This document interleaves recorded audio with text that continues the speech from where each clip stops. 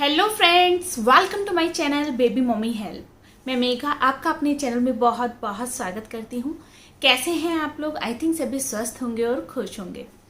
दोस्तों, अक्सर एक क्वेश्चन बहुत ही ज़्यादा पूछा जाता है कि मैम मेरे बेटे की गर्भनाल अभी तक नहीं सूखी है, गर्भनाल में इन्फेक्शन हो रहा है, या फिर बच्चे की जो नाभि है, जो ठूट जिसे हम बोलते हैं, वो गिर गया है लेकिन उसके बाद भी बच्चे को परेशानी हो रही है।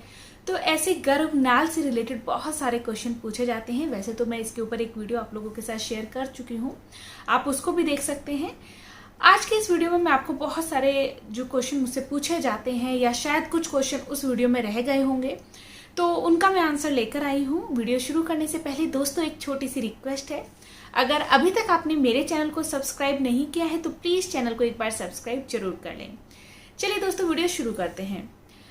दोस्तों, जब बच्चा गर्भ में होता है तो माँ और बच्चे के बीच जो प्यारा सा कनेक्शन होता है वो होता है गर्भनाल के द्वारा। गर्भनाल माँ की नाभि से लेकर बच्चे की लीवर तक जुड़ी रहती है, जिससे बच्चे को ऑक्सीजन, सारे पोषक तत्व मिलते हैं, जिससे बच्चे का विकास होता है। अगर गर्भनाल में थोड़ा भी इन्फेक्शन हो जाता है तो इससे बच्चे को बहुत अधिक परेशानी हो सकती है।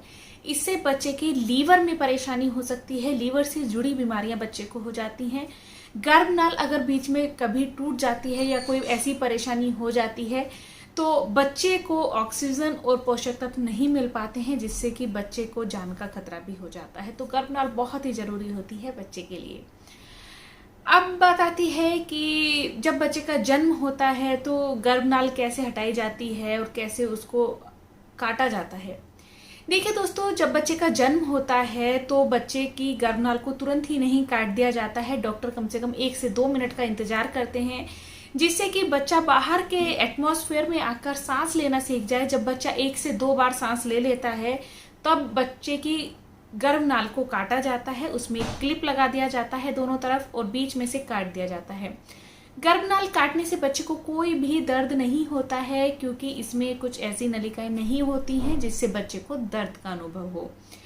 तो ये कम से कम 20 इंच लंबी होती है, लेकिन इतने साइज की बच्चे की जो गर्भनाल है उसको छोड़ दिया जाता है, जो बाद में उसके ऊपर एक क्लिप लगा देते हैं डॉक्टर तभी, और उसको ऐसे ही छोड़ दिया जाता है। बाद में ये बच्चे के 5 दिन से लेकर 15 दिन तक कभी भी गिर जाती है सूखकर, और वो जो जगह बचती है वहीं बच्चे की नाभि बन जाती है।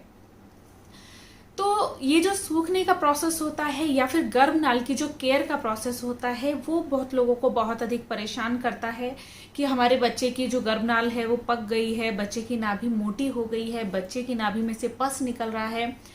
तो आज के ये सारे क्वेश्चन का मैं आप लोगों को आंसर दूंगी। देखिए, क्या होता है कि जो बच्चे की गर्भनाल काटी जाती है 5वें दिन से लेकर 15 दिन तक वो सूखकर अपने आप गिर जाती है। तो अगर आपके बच्चे की गर्भनाल 15 दिन तक सूखकर नहीं गिर रही है तो आप क्या करें। देखिए, मैं आप लोगों के साथ एक पाउडर का लिंक भी शेयर कर दूंगी। वो बहुत जल्दी बच्चे की गर्भनाल को, जो नाभिनाल होती है, वो उस एरिया को सुखा देता है, और इससे जो बच्चे को इन्फेक्शन होने का खतरा है वो भी काफी हद तक कम हो जाता है। अगर आपके बच्चे के जन्म को 15 दिन हो गए हैं और गर्भनाल अभी तक नहीं गिरी है तब भी आप परेशान मत होइए। कुछ बच्चों की गर्भनाल जो होती है जल्दी सूखकर गिर जाती है, और कुछ बच्चों की गर्भनाल गिरने में थोड़ा सा समय लगता है, तो आप थोड़ा सा इंतजार कीजिए।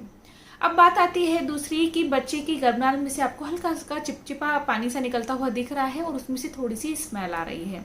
देखिए, ये जो लक्षण होते हैं, बच्चे की गर्भनाल अगर टूट के गिर उसके बाद आपको ये लक्षण दिखाई देते हैं तो आप समझ जाइए कि बच्चे की जो गर्भनाल है वो सूख गई है और अंदर से वो स्वस्थ हो रही है, और वहीं पर बच्चे की जो नाभि है वो बनकर तैयार हो जाएगी। तो आप उसके लिए बिल्कुल भी परेशान मत होइए।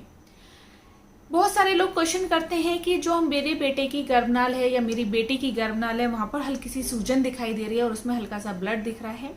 अगर आपको वहां पर चकत्ते जैसे दिख रहे हैं, सूजन दिख रही है, उसमें मवाद आपको दिख रहा है, तो बिना देरी किए बच्चे को डॉक्टर के पास लेकर जाइए। हो सकता है बच्चे को उसमें इन्फेक्शन हो गया हो, कोई संक्रमण हो गया हो। ऐसे में आपको बिल्कुल भी देरी नहीं करनी है, बच्चे को तुरंत डॉक्टर के पास लेकर जाना है। एक चीज और बहुत अधिक पूछी जाती है, बहुत लोग पूछते हैं कि मैम हमारे बेटे की जो गर्भनाल है वो हल्की सी हमें गीली गीली लग रही है, क्या उसमें हम पाउडर लगा सकते हैं? जी नहीं। आप बच्चे की गर्भनाल में कोई भी पाउडर नहीं लगा सकते हैं। इसके लिए पर्टिकुलर पाउडर आपके डॉक्टर आपको देंगे या फिर मैं आपके साथ शेयर कर दूंगी, वो आप लगा सकते हैं। ऐसा नहीं है कि जो पाउडर्स आप बच्चे के लिए यूज कर रहे हैं, जॉनसन बेबी यूज कर रहे हैं, हिमालय यूज कर रहे हैं, आप वही लगा दें, ऐसा नहीं होता है। इसमें बच्चे को इन्फेक्शन होने का खतरा बहुत ज्यादा होता है।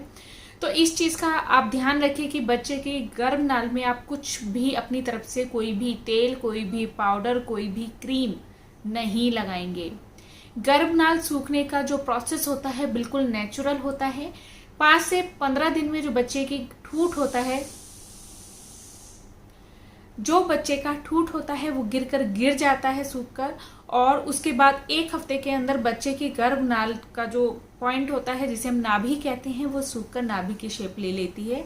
तो ये बिल्कुल नेचुरल प्रोसेस है। इसमें आपको कोई क्रीम, पाउडर, ऑयल कुछ भी लगाने की जरूरत नहीं होती है। इसको इसी तरीके से फॉलो कीजिए।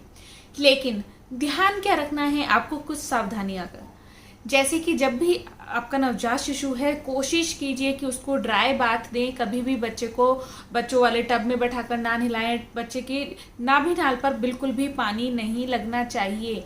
अगर बच्चे की नाभि नाल गीली रह जाती है तो उसमें पस पड़ने का खतरा बहुत ज्यादा हो जाता है। तो इस चीज का दोस्तों बहुत ही अधिक ध्यान रखिए। जो मेरे फ्रेंड्स पहली बार माता पिता बने हैं, जो पहली बार पेरेंट्स बने हैं, वो लोग ये चीज बहुत ही अधिक ध्यान रखिए कि गर्भनाल पर पानी नहीं लगना चाहिए। इससे बच्चे को पस पड़ने का खतरा बहुत ज्यादा रहता है। दूसरी बात, जैसा कि मैंने आपको बताया कि गर्भनाल पर आप कोई भी क्रीम, पाउडर या ऑयल नहीं लगाएंगे। ये बच्चे को संक्रमण कर सकती हैं, बच्चे को इन्फेक्शन दे सकती हैं, तो ये भी आपको नहीं लगाना है।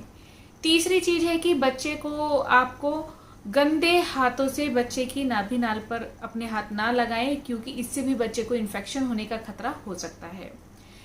डायपर पहनाते वक्त आपको हमेशा एक चीज ध्यान रखनी है कि डायपर का जो बॉर्डर होता है वो कभी भी बच्चे की नाभि नाल पर नहीं आना चाहिए। नाभि नाल से नीचे ही आपको पहनाना है, क्योंकि इससे जो नाभि नाल पर प्रेशर पड़ता है इससे बच्चे को दर्द हो सकता है, बच्चे को उसमें इन्फेक्शन हो सकता है, पस पड़ सकता है। तो आपको ये सब चीजें भी बहुत ही अधिक ध्यान रखनी है। बच्चे को आप उल्टा ना लिटाएं, बच्चे के नाभि नाल पर अपने हाथ ना लगाएं, बिल्कुल भी आप उसको हाथ से ना छुएं। इस चीज का ध्यान रखें। कभी कभी क्या होता है कि ठूठ जो होता है उसके गिरने के बाद एक रेशे जैसा, बाल जैसा आपको दिखाई देता है। आप कोशिश करते हैं उसको हाथ से निकालने की, ये बहुत ज्यादा देखा जाता है। तो इसको भी आप अपने हैंड से निकालने की कोशिश ना करें, क्योंकि इसकी वजह से भी बच्चे को वहां पर ब्लीडिंग या फिर इन्फेक्शन जैसा खतरा हो सकता है। तो इस चीज का भी आपको बहुत अधिक ध्यान रखना है। बच्चे को नहलाते वक्त आपको किसी भी साबुन वगैरह का इस्तेमाल नहीं करना है। जितनी कोशिश हो सके आप बच्चे का स्पंज ही कीजिए, इससे आपके बच्चे को कोई परेशानी नहीं होगी। और चीजें क्या आपको ध्यान रखनी है, और ध्यान रखना है कि बच्चे को आपको कपड़े ऐसे पहनाने हैं जो बच्चे को बिल्कुल भी टाइट ना हो, बच्चे को प्रेशर ना बनाए नाभि नाल पर, और जो गर्भनाल है बच्चे की बिल्कुल स्वस्थ बनी रहे, और बच्चे को इससे कोई भी परेशानी ना हो। इन सावधानियों का अगर आप ध्यान रखेंगे तो आपके बच्चे की नाभि नाल बहुत ही जल्दी ठीक हो जाएगी। जब तक बच्चा 1 महीने का होता है ये बहुत ही जल्दी ठीक हो जाती है। 15 दिन तक ये सूख कर गिर जाती है, उसके बाद कम से कम 1 हफ्ते में ये बिल्कुल ठीक हो जाती है। तो दोस्तों इन चीजों का ध्यान रखिएगा, और इन बातों का अगर आप ध्यान रखेंगे तो आपके बच्चे की जो नाभि नाल है स्वस्थ ही रहेगी। उसमें इन्फेक्शन, ब्लड या फिर पानी जैसे निकलने की समस्या बिल्कुल भी नहीं होगी। और अगर आपके बच्चे की नाभि नाल थोड़ा देर से भी गिरती है तो बिल्कुल भी परेशान मत होइए। कभी कभी बच्चे की नाभि नाल सूखने में थोड़ा समय लग जाता है, तो इसके लिए भी आपको परेशान होने की बिल्कुल भी जरूरत नहीं है। तो दोस्तों आज का ये वीडियो था। उम्मीद करती हूँ वीडियो पसंद आया होगा। वीडियो पसंद आया हो तो चैनल को जरूर सब्सक्राइब करें, लाइक करें, कमेंट करें और शेयर करें। Thank you for watching baby mommy help. Thank you. नमस्कार।